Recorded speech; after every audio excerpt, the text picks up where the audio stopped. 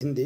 देखिए, इस प्रकार से सत्र 2023-24 के लिए यह हमें विद्यार्थी कार्यपुस्तिका प्रदान की गई है। इस कार्यपुस्तिका में अलग अलग पाठ दिए गए हैं। इन पाठों में कार्यपत्रक दिए गए हैं। इन कार्यपत्रकों को हम आसानी से पाठ से ही पूर्ण कर सकते हैं। तो आइए देखते हैं पाठ 2 मेजबान। देखिए, यदि आप इसी प्रकार से इसके आगे के अन्य पाठों के सभी कार्यपत्रकों को आप समझना चाहते हैं, पूर्ण करना चाहते हैं, तो आप हमारे इस चैनल से जुड़े रहिए और इस चैनल को सब्सक्राइब अवश्य कर लें। तो आइए देखते हैं मेजबान इस पाठ के सभी कार्यपत्रकों को हम कैसे पूर्ण करेंगे। देखिए, यहाँ पर जो मेजबान पाठ है इसे आप पूरा पढ़ लेंगे। जैसे कि एक परिवार में पति पत्नी रह रहे थे। दोनों बड़े प्रेम से अपना जीवन बिता रहे थे।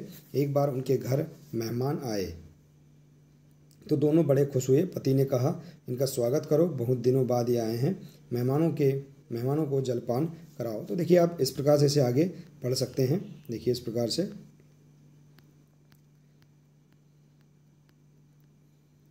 इस पाठ को पढ़कर आप नीचे दिए गए कार्यपत्रकों के आंसर आसानी से इस पाठ से ही पूर्ण कर सकते हैं। पहला कार्यपत्रक है शिक्षक द्वारा बोले गए शब्दों को लिखना है। तो यहाँ स्रोत लेख में आपके शिक्षक द्वारा जो शब्द बोले जाएंगे उसे आपको यहाँ लिखना है।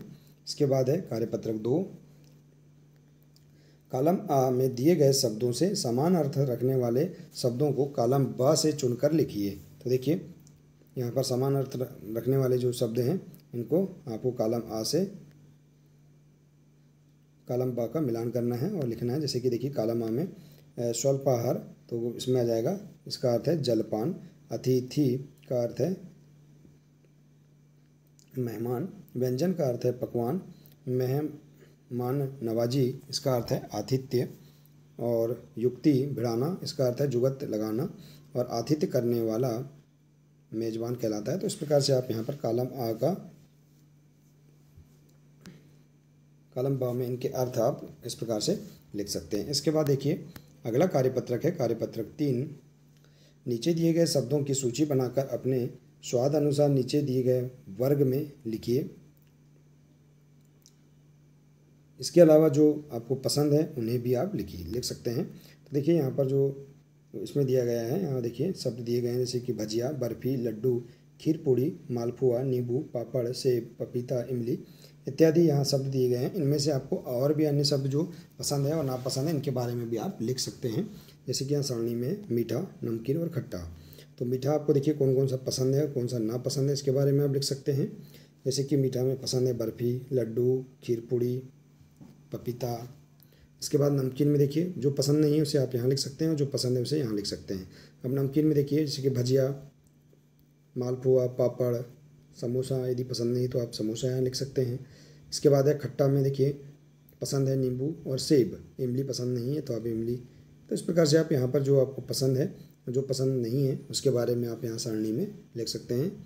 इसके बाद देखिए, अगला प्रश्न है, दिए गए संज्ञा शब्दों का वाक्यों में प्रयोग कीजिए। यहाँ शब्द दिए गए हैं, जैसे शब्द है मेहमान, इसका वाक्य में प्रयोग है। आप अपने अनुसार भी बना सकते हैं कि मेरे घर आज मेहमान आए, या इस प्रकार से आप मेहमान शब्द से और भी अन्य वाक्य बना सकते हैं। जैसे पापड़, मुझे पापड़ खाना पसंद है। थाली, मेरी थाली में खाना परोसा गया। पत्नी, मेरी पत्नी ने खाना बनाया। और भोजन, आज का भोजन बहुत ही स्वादिष्ट था।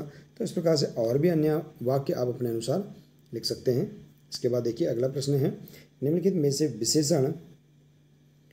विशेष को छाँटकर लिखिए। जैसे जहरीला सांप, करारे पापड़, गर्म गर्म रोटी, खास मेहमान।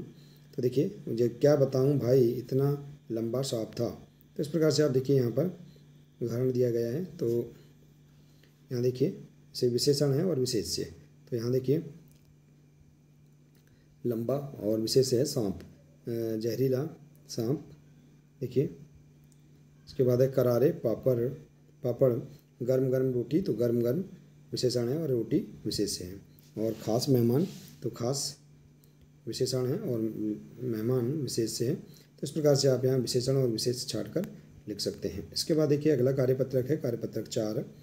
इसमें दिया है, अपने दैनिक जीवन में उपयोग आने वाले मुहावरों को लिखते हुए उनके अर्थ लिखिए। तो देखिए, अपने दैनिक जीवन में उपयोग में आने वाले मुहावरे हैं। जैसे आग का तारा, इसका अर्थ है बहुत प्यारा होना। 9 2 11 होना, इसका अर्थ है भाग जाना। दिन रात एक करना, इसका अर्थ है कड़ी मेहनत करना। काला अक्षर भैंस बराबर, इसका अर्थ है अनपढ़ व्यक्ति। ईद का चांद होना, इसका अर्थ है बहुत दिनों बाद दिखाई देना। और धूल चटाना, इसका अर्थ है हराना। तो इस प्रकार से आप अपने दैनिक जीवन संबंधी जो मुहावरे हैं इनमें लिखकर इनके अर्थ भी आप बता सकते हैं। इसके बाद देखिए अगला कार्यपत्रक है कार्यपत्रक 5। निम्नलिखित शब्दों का उपयोग करते हुए एक कहानी लिखिए। तो देखिए शब्द दिए गए हैं।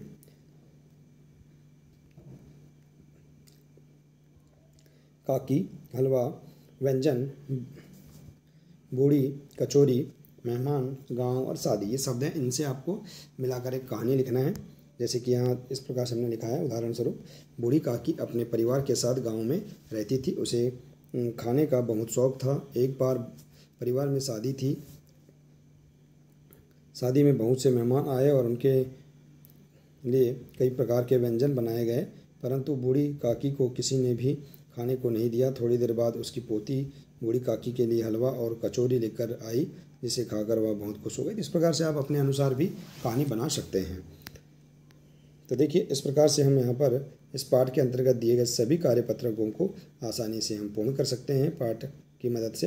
देखिए तो आशा है कि आपको इसके अंतर्गत दिए गए सभी कार्यपत्रक समझ में आ गए होंगे।